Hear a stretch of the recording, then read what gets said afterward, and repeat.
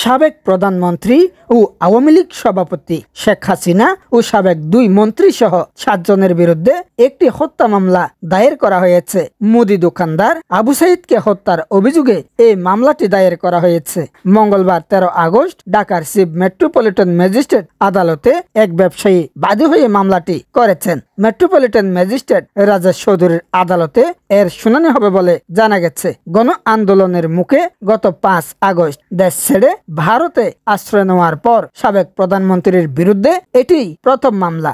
আদালত সূত্রে জানা গেছে, সাবেক প্রধানমন্ত্রী ছাড়াও সাবেক সেতুমন্ত্রী ও আওয়ামী লীগের সাধারণ সম্পাদক ওবায়দুল কাদের, সাবেক স্বরাষ্ট্রমন্ত্রী আসাদুজ্জামান খান কামাল, সাবেক পুলিশের মহাপরিদর্শক আব্দুল্লাহ আল মামুন, যুগ্ম কমিশনার বিপ্লব কুমার সরকার, সাবেক ডিবি প্রধান হারুনুর রশিদ ও ডিএমপি কমিশনার হাবিবুর রহমানকে আসামি করা হয়েছে। এছাড়া অজ্ঞাত পুলিশ কর্মকর্তা বা পুলিশের সদস্য ও তৎকালীন সরকারের ঊর্ধ্বতন কর্মকর্তাদের অজ্ঞাতনামা হিসেবে মামলায় আসামি করা হয়েছে। কোটা সংস্কার আন্দোলন চলাকালে শিক্ষার্থী ও সাধারণ মানুষের উপর পুলিশ নির্বিচারে গুলি চালালে গত 19 জুলাই বিকেল 4টার দিকে মোহাম্মদপুর থানাধীন বসিলাই 40 ফিট চৌরাস্তায় আবু সাইদ নিহত হন। মামলার বাদী এসএম আমির হামজা শাতিল আদাবর এলাকার বাসিন্দা। বিবেকের তাড়নায় ও সচেতন নাগরিক হিসেবে নিরীহ এক নাগরিককে হত্যার বিচার চেয়ে তিনি মামলাটি করেছেন বলে জানিয়েছেন।